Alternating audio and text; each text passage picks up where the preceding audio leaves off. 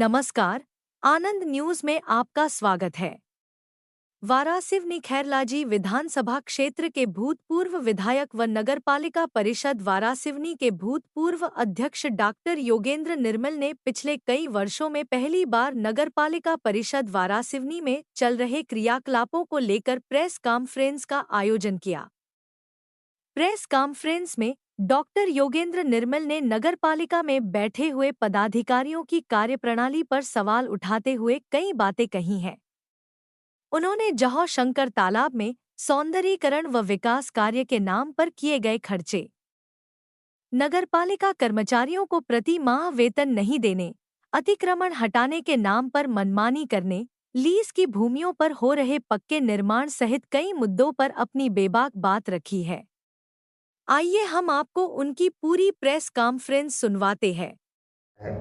कुछ नगर पालिका को लेकर के गंभीर मुद्दे हैं। अब हम इन सबको देख रहे हैं और नगर पालिका कैसी चल रही है, इससे मेरा ऐसा मानना है कि आम पब्लिक संतुष्ट नहीं है।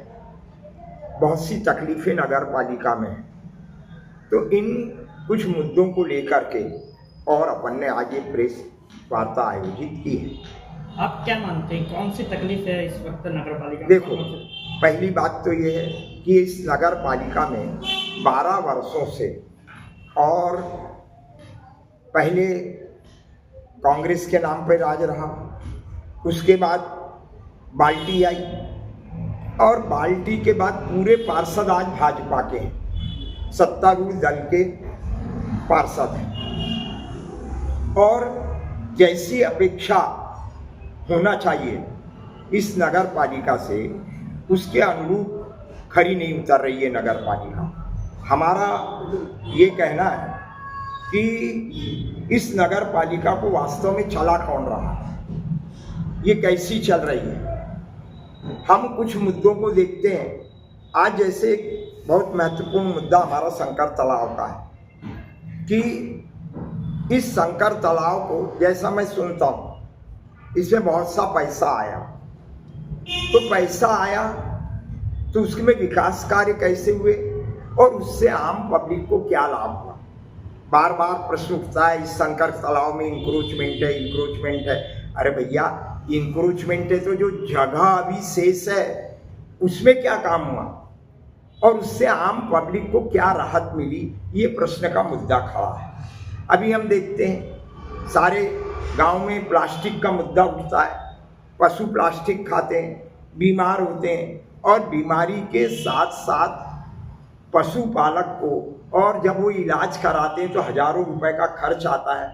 लोग पीछे प्लास्टिक जलाते हैं, उस प्लास्टिक का कितना प्रदूषण होता है और आम व्यक्ति को, मैं स्वयं बताता हूँ, मेरा कमरा पीछे है, कई बार जब आग उसमें प्लास्टिक में लगाई जाती है तो उसका पूरा धुआं मेरे कमरे में आता है। अब उससे क्या एडवर्स इफेक्ट होंगे, क्या तबीयत में गड़बड़ियाँ आएगी और क्या परेशानी हमको होती है, इसको कोई समझ नहीं रहा है। आज भाई जो प्लास्टिक फेंक रहे हैं, जो लाके वहाँ कचरा फेंक रहे हैं, वो उनको कम से कम रोकने का प्रयास किया जाए। आपके पास कई ट्रैक्टर हैं, आपके पास, मैं रोज देखता हूँ बेचारे सवेरे अपना रिक्शा लेकर के निकलते हैं, सारा कचरा उठाते हैं। आप भी अपने घर के सामने वो कचरा फेंक दो, वो उठा करके ले जाएंगे, व्यवस्थाएं बनी रहेगी। अच्छा, कैसे सफाई होगी, सफाई कैसे रहेगी? अकेली जवाबदारी क्या उस सफाई कर्मचारी की है कि घर मालिकों की भी है? घर मालिकों को अपना कचरा, मेरा है, मेरा पशुपालन का काम है, मैंने एक घूड़ा रखा हूँ, उस घूड़े को मैं समय समय पर 6 महीने में उठाकर खाद को अपने खेत में भेज देता हूँ। पहले वो खाद नगर पालिका के बगीचे में चला जाता था, अब उसको कोई उठाने वाला नहीं है। तो मेरा कहना यह है कि जितना पैसा शंकर तालाब में लगा, क्या उसका कोई आउटपुट है क्या? डॉक्टर साहब, उसका स्ट्रक्चर क्या था? वो क्या लगता है कि अभी उस हालत में नहीं है? आजू बाजू में अतिक्रमण ज़्यादा हो गया है। देखो, अतिक्रमण कुछ नहीं है, सड़कें पहले से बनी हैं, पोल लगे हैं। अब जो शेष जगह है, आपने जो TS AS कराया है वो किसका कराया है? अतिक्रमण का कराया है आपने, या आपने उस जगह का कराया है जो खाली जगह है, वो हमको बताओ। भाई प्रश्न ये उठता है, ठीक है कि नहीं? तो जिस पे आपने ASTS कराया है, कम से कम वो काम भी तो आपके लोगों ने गंभीरता से नहीं किया। मैं इसका दोष किसी ठेकेदार को नहीं देता, लेकिन जो आपके यहाँ टेक्निकल लोग बैठे हैं उनने काम को क्या अंजाम दिया, वो भी तो हमको पूछना पड़ेगा। जी, और ठीक, अच्छा। अब दूसरा मुद्दा हमारा आता है इस बात का कि ये रैन बसेरा आया था। अभी रैन बसेरा लोगों के रुकने के लिए है, उसकी क्या व्यवस्था है, उसके लिए क्या कोई फंड आ रहा है? अगर फंड आ रहा है तो आप उसकी व्यवस्था कैसे बना रहे हैं? क्या लोग वहाँ रुक रहे हैं? उनके खाने पीने की व्यवस्था हो रही है? जब कोई अधिकारी आता है तो हम उसको चालू कर देते हैं, उसको खोल देते हैं, और अधिकारी ने पीठ दिखाई और हम बंद कर देते हैं, तो ये भी तो व्यवस्थाएं नहीं चलेगी। ऐसे मुद्दे हमारे नगर पालिका को लेकर के हैं। हमारा एक मुद्दा ये भी है कि जैसा हमारे पास जानकारी आती है बहुत विश्वस्त सूत्रों से कि GPF, EPF वर्षों से नहीं पटा, लाखों रुपए बाकी हैं। अगर कर्मचारी का फंड नहीं पटेगा और कल उसको कोई इमरजेंसी अगर आ गई तो उसको आप पैसा कैसे देंगे? वो अपनी उस इमरजेंसी का सॉल्यूशन कैसे निकालेगा? ये एक बहुत बड़ा मुद्दा कर्मचारियों का खड़ा है। जैसे मैं बता रहा हूँ, मैं पेशे से डॉक्टर हूँ, मेरे पास कई कर्मचारी आते हैं कि डॉक्टर साहब दवा तो दे दिए, 200 रुपये बाकी। मैं बोलता हूँ क्यों भाई? तो मेरे को बोलते हैं डॉक्टर साहब 3 महीने से तनख्वाहें नहीं हुई। अब 3-3 महीने ठीक है, परिस्थिति कोई होगी, लेकिन 3-3 महीने अगर वो मास्टर के व्यक्ति को अगर तनख्वाह नहीं मिलेगी तो वो क्या खाएगा? अच्छा, मिलता कितना है? 6,000 रुपये दे रहे हो आप। आपको एक बात बताना चाहता हूँ कि अभी महाराष्ट्र हाईकोर्ट ने इस बात पे निर्णय दिया है कि आपका न्यूनतम वेतन क्या होना चाहिए। क्या आप इनको न्यूनतम वेतन दे रहे हो क्या? अगर न्यूनतम वेतन अगर आप नहीं दे रहे हो तो ये भी तो उस कर्मचारी के साथ जो है भेदभाव कर रहे हो।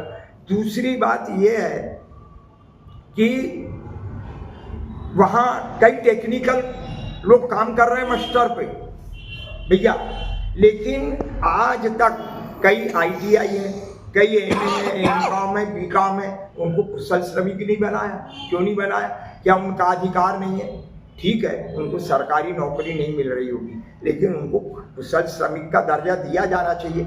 ऐसे मुद्दे जो हैं वो नगर पालिका के खड़े हुए हैं। अभी मैं आपको बताता हूँ, पानी का मुद्दा है।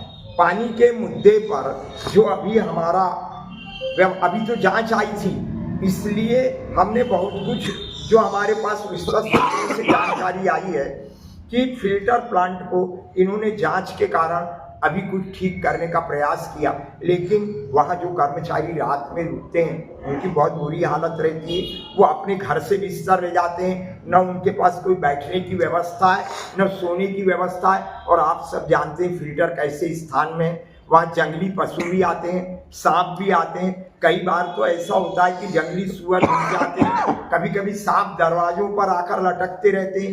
इन स्थिति में उन श्रमिकों की सुरक्षा की क्या गारंटी है? तो मैं आप सबसे एक बात कहना चाहता हूँ कि जिस तरीके से नगर पालिका आज चल रही है ये संतोषप्रद नहीं है। आज भी वही पुराने बाबा आदम के ज़माने की नियम है कि साहब हमने तो टेम्पररी दिया है, हम लीज को ट्रांसफ़र नहीं कर सकते। ले बेच तो वर्षों से चल रहा था, नहीं चल रहा था इस वारासिवनी में। मेरा इस मुद्दे को मैं विधायक जी को भी ये बात कहना चाहता हूँ कि इस फरवरी के महीने में जो विधानसभा लगेगी वहाँ कम से कम इन मुद्दों को रखना चाहिए कि नगर पालिका में जो बाबा आदम के नियम चल रहे हैं इनमें संशोधन होना चाहिए, लोगों को राहत मिलना चाहिए। अगर लोगों को 21वीं सदी में भी अगर हमने राहत नहीं दी तो हमारा फिर कहना है कि इस नियमों का कोई, इसकी तो धज्जियाँ उड़ रही है। अच्छा, फिर नियमों के नाम पर फिर कुछ गलत होता है तो हम बोलते हैं साहब गलत हो रहा है, भ्रष्टाचार हो रहा है, हम आरोप प्रत्यारोप करते हैं। लेकिन मेरा इसमें स्पष्ट कहना है कि शासन का इस ओर ध्यान कराना चाहिए कि कुछ नियम जो है उनमें संशोधन होना चाहिए। इसके लिए मुख्यमंत्री, आवास, पर्यावरण, नगर पालिका और प्रमुख सचिव, मुख्य सचिव का ध्यान आकर्षित कराना चाहिए और विधानसभा में इस प्रश्न को रखना चाहिए। हाँ, अभी क्या स्थिति है कि देखो, नगर पालिका में कई चीजें जो है वो मनमानी चल रही है। ठीक है, कहीं भी तोड़ दो, कहीं भी कॉम्प्लेक्स बना दो। मनमानी चल रही है? अब मनमानी किनकी चल रही है वो सबको पता है, मेरे को बताने की कोई जरूरत नहीं है। ठीक है ना। अभी हम एक बात देखते हैं, जो शिक्षा का क्षेत्र है, देखो नगर पालिका 5 चीजों से चलती है, पंच महाभूत है, जल, शिक्षा, प्रकाश, सड़कें और सफाई। ठीक है ना, ये 5 चीजों पर खड़ी है। अभी क्या होता है, कहीं भी तोड़ दिया, पार्किंग के लिए जगह नहीं है, क्या इसकी चिंता है? मेरे यहाँ कितना स्कूटर खड़ा रहता है, कितना कार खड़ा रहता है, ये दादा बाड़ी के सामने खड़ा रहता है, शहर में कहीं पार्किंग, इसका कोई चिंतन कर रहा है? अभी मैं देख रहा हूँ वो स्कूल की जगह है, वहाँ पर कॉम्प्लेक्स का निर्माण हो रहा है, बस अपने लोगों को दे दो, बुलाओ, 30 लाख, 25 लाख, 40 लाख। अरे भाई, कई बेरोजगार हैं, पढ़े लिखे लोग हैं, लोगों को पढ़ना लिखना है, कुछ अच्छा। मेरा कहना ये है, मैं जब विधायक था तो एसडीएम साहब ने मेरे को कहा, बोले डॉक्टर साहब ये स्टेडियम कहाँ बनेगा जहाँ आज संदीपनी स्कूल है? मैंने कहा वहाँ बिल्कुल नहीं बनेगा। बोले क्यों? मैंने कहा अगर कल, कोई पक्का नहीं था, मैंने कहा अगर कल सरकार की कोई योजना आ गई आगे शिक्षा के क्षेत्र में एक्सपांशन की, तो हम जमीन कहाँ से लाएंगे? आज वो संदीपनी विद्यालय हमको दिख रहा है। हमारी कोई दूरदृष्टि नहीं है कि हम शहर में जमीनों को कैसे बचाएंगे। भाई वो पानी की टंकी बनी है, ठीक है, पानी की सुविधा लोगों को बहुत जरूरी है, लेकिन क्या आप नियमों में कर रहे हो?